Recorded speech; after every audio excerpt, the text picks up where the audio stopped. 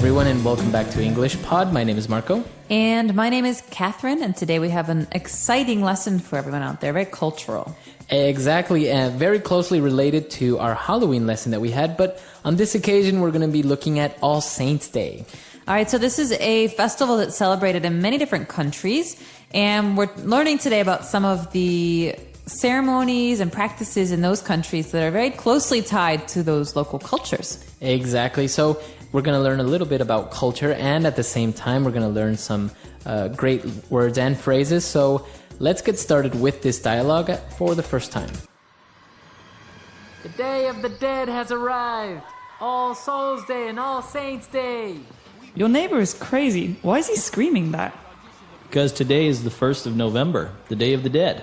Oh, that's right. This is a very special day among many cultures around the world, especially in Latin America. Seriously? I thought it was just like any other day, except for the fact that people visit the cemetery and remember their loved ones. Well, that's just part of it. People across the world celebrate in different ways. In Mexico, for example, it's common to see people building private altars honoring the deceased, using sugar skulls, preparing the favorite foods and beverages of the departed, and visiting graves with these as gifts. In the Philippines, the tombs are cleaned or repainted. Candles are lit and flowers are offered. Entire families camp out in cemeteries and sometimes spend a night or two near the relatives' tombs. Whoa, that's scary. I don't know if I could do that. Why? We should fear the living, not the dead. And we're back. So, did you know about these traditions in the Philippines and in Mexico? I know about the Mexican ones because there's a lot of Mexicans where I come from in Chicago, and they still celebrate these things. But I didn't know about the Philippines, so I found this really interesting. Interesting, right? Actually, yeah, the Philippines as well as Mexico are very Catholic countries, so maybe that's one of the reasons why they have they have these events that are so important for their culture. I'm sure, yeah. All right, so before we start talking a little bit more about the culture, why don't we take a look at language takeaway? Language takeaway. All right, the first word is a very common word, especially if you're a church-going person. The word is altar. Okay, and an altar. An altar. It's a thing. It's a thing, and an altar is usually found inside a church, as you said, right? That's right. Mm-hmm. So it's like a... Table. It's like a table. Or a counter. So the altar in the church is where the priest does all of the stuff that he does during the Mass. It's where he prepares the bread and the wine, and it's essentially a table, yeah. But you can build an altar for yourself in your garden, for example, right? And it doesn't have to do with the Catholic religion necessarily. No, not necessarily. You could have an altar in a Greek pagan temple where you give offerings to a god or goddess. And so in this case, an altar is a special religious table where you perform certain religious rites or functions. Okay, very interesting. All right, and so it's common in Mexico for people to build private altars honoring the deceased. So what is this word deceased? All right, deceased is a noun. It's a word that we use to call someone who's dead or departed. So the deceased was named John Smith. So it's like a more technical term of saying somebody is dead. Right, and it's something that you'll often read in the newspaper when they don't want to say the dead guy. You know, they say the deceased was a doctor and he is survived by 3 children. And so deceased is a way to describe a person in a nicer way. Right, very good, the deceased. And you mentioned another word that's very closely related to deceased, the departed. That's right, and this is actually a famous word because of a Martin Scorsese movie that came out about 2 years ago. Yeah. And departed, you know the word to depart, to leave. To leave, right. A person that is a departed is someone who has left us. It's left a dead, this world. Yeah, it's a dead person. So you can say the deceased or the departed, which basically means the same thing as the dead guy or the dead person. Exactly. But again, it's much more polite. It's something that we hear often at funerals or that we read in magazines. Okay, so for example, All Saints' Day is a way of honoring the departed. Exactly. Very nice sounding. Yeah, it sounds better. All right, so talking a little bit more about the departed and the traditions, it says here that many Mexicans use sugar skulls or have sugar skulls during this festivity. That's right. So a skull is the bones from a person's head. All right, and so you can often see these on for example, pirate ships, we say skull and crossbones. Right. And so it's the bones from a head and you have the bones underneath. And it's a very popular image on Halloween because it's scary. Yeah. But a skull is essentially the bones from a head. So it's like a person's head without the skin, eyes, lips, everything. Right. It's scary because it has empty black spaces Yeah. where the eyes are supposed to be, and you can see all the teeth, but nothing else. What about the sugar skulls? What are these? They're skulls made of sugar. That's right. And so they look like skulls because there's no cheeks and they're not really, there's no skin or eyes, but they're beautiful because the Mexicans in their tradition, they color the sugar. So you can have white skulls with this beautiful green and pink and red and blue decorations, and you can eat them because they're made of sugar. And Exactly. so it's a special treat that people have in the Mexican tradition on the Day of the Dead. Very good. All right. And one of the many traditions, apart from sugar skulls and building private altars, they also visit the person's tomb, if possible, right? Exactly. So a tomb is an important word. So what is a tomb? A tomb is a place where someone is buried. It's a space or place, and it can be big or small, but it's essentially the resting place of a dead person. All right. So a tomb, where the person is, and actually on the tomb you have the tombstone, right? That's right. And a tombstone is the same as a gravestone, and it's a piece of rock on which you write the name and the birth date and the death date of the person that is buried there. Right. So that's the tombstone. Very good. Okay, so an interesting amount of words here on Language Takeaway. Why don't we listen to this dialogue again, and we'll be right back with Fluency Builder. Your neighbor is crazy. Why is he screaming that? Because today is the 1st of November, the Day of the Dead. Oh, that's right. This is a very special day among many cultures around the world, especially in Latin America. Seriously? I thought it was just like any other day, except for the fact that people visit the cemetery and remember their loved ones. Well, that's just part of it. People across the world celebrate in different ways. In Mexico, for example, it's common to see people building private altars honoring the deceased, using sugar skulls, preparing the favorite foods and beverages of the departed, and visiting graves with these as gifts. In the Philippines, the tombs are cleaned or repainted. Candles are lit and flowers are offered. Entire families camp out in cemeteries and sometimes spend a night or two near the relatives' tombs. Whoa, that's scary. I don't know if I could do that. Why? We should fear the living, not the dead. All right, we're back. So why don't we look at 3 main phrases on Fluency Builder now? Fluency Builder. Well, the first phrase should be obvious by now because it is the name of the holiday we're talking about, and the name is the Day of the Dead. The Day of the Dead. So this is their day. It is, and it's the Day of the Dead because it's the day in which people around the world celebrate the departed. It's when they talk about and remember people that they've loved who have died. Okay. So it's not really like a sad day, right? It's more of a happy remembering them and honoring them and how much you miss them, but in a good way. Exactly, and you're not actually going to hear this very often in reference to American culture because it's not something Americans do and English people don't do either. But people, when they're talking about their own families and traditions, will want to talk about this because in the Philippines or in Latin America, you have a very strong culture, like a very strong tradition of celebrating this.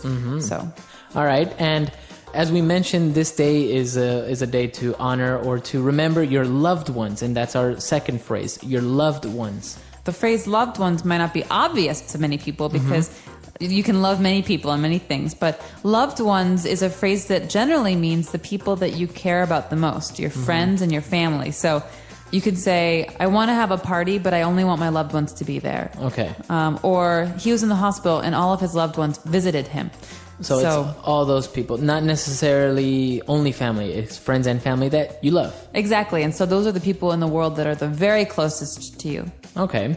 And our last phrase, and probably one of the most interesting traditions that we were able to see in this dialogue, is that people in the Philippines camp out in cemeteries on their family or loved one's tomb. That's right. So the phrase to camp out means to stay overnight, to bring food and a tent or blankets. And it essentially means to make a camp so you can stay there. And this is very unusual to me because I can't imagine sleeping in a graveyard. I think I get the goosebumps. Right. So camp out, or you can just say camp, right? You don't Right. necessarily have to say both of them. Right. You can camp or you can camp out. And camp out generally means that you're staying in a place that is temporary. Okay.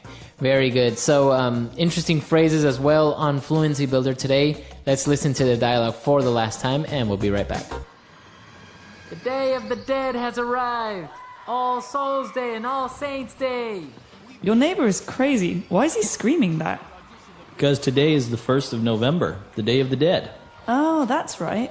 This is a very special day among many cultures around the world, especially in Latin America. Seriously? I thought it was just like any other day, except for the fact that people visit the cemetery and remember their loved ones. Well, that's just part of it. People across the world celebrate in different ways. In Mexico, for example, it's common to see people building private altars honoring the deceased, using sugar skulls, preparing the favorite foods and beverages of the departed, and visiting graves with these as gifts. In the Philippines, the tombs are cleaned or repainted. Candles are lit and flowers are offered. Entire families camp out in cemeteries and sometimes spend a night or two near the relatives' tombs.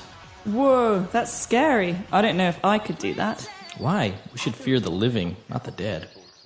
All right, we're back. So, Catherine, you mentioned that in Anglo-Saxon culture, England, or in the United States, you don't have this type of tradition of honoring the dead or something like that. But you do visit the tomb of your loved ones or the cemetery as well, right?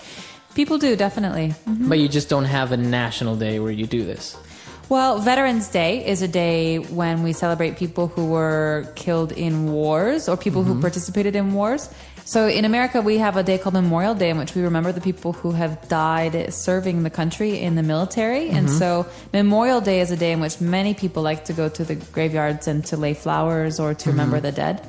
But it really depends on your family. I mean, some people like to go the day a person died and on the anniversary or on a special day for them. So it's very private and personal and individual. Right. It's not something that we all do on one particular day. Right. And I think what may strike many people as different is that you visit the cemetery, and if you ever have the chance to be in Mexico or in a Hispanic country, you will see that it's full of people, and it's actually there's a lot of food, and people are there eating on the tomb, and they've actually prepared the food that was the deceased's favorite. Wow, that's really nice though as a gesture, because it's another way to remember the person and to celebrate how like things that were happy for them. Exactly, and it's a way of actually sharing a meal with that person, even though that person isn't with you anymore in this world. So, it's actually very interesting. It goes back again to a little bit of the culture and the folklore and everything from different countries. But we want to know what you guys do or how you remember your deceased, because each country has its own particular little very interesting way of doing it. That's right. So please share with us on our website, englishpod.com, your own traditions and the culture that you have in your home country or town. And we're very curious to hear those. But also, if you have questions, as always, please ask, because we're happy to answer those. All right. So we'll see you guys there. Bye, everyone. Bye.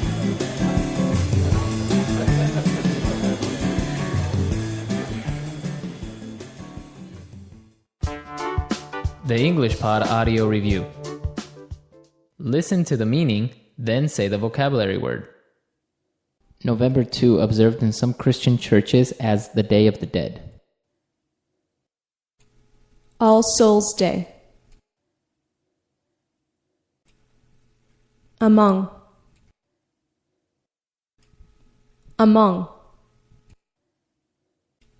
Confer honor on. Honor.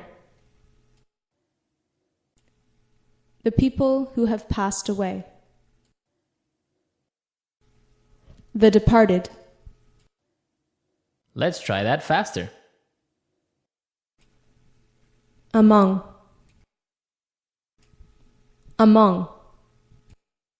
November 2, observed in some Christian churches as the Day of the Dead. All Souls Day. The people who have passed away. The departed.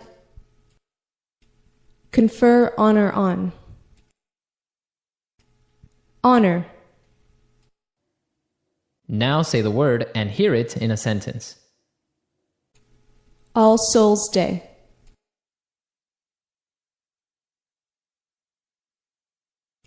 We surrender our souls to His holy presence. All Souls Day.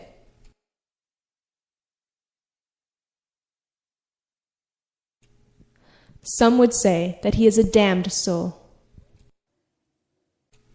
All Souls Day.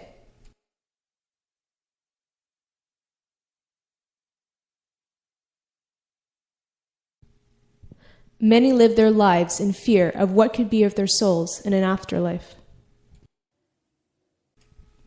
Among.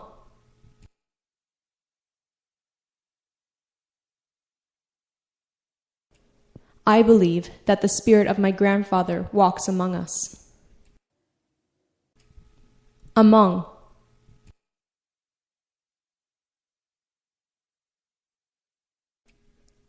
There is a traitor among our lines. Among.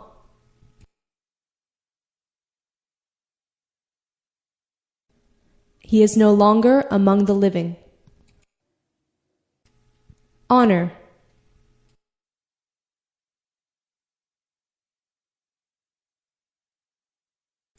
It is respectful to honor those who died for a better life for us. Honor.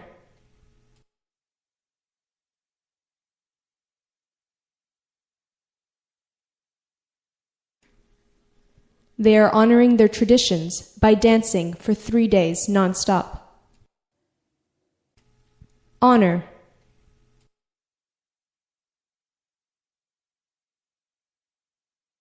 She couldn't have been honoring her name by doing such things. The departed.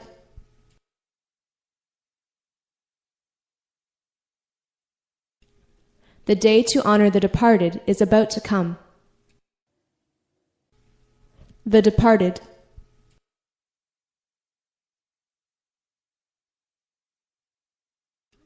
Many members of my family have departed from my side. The departed.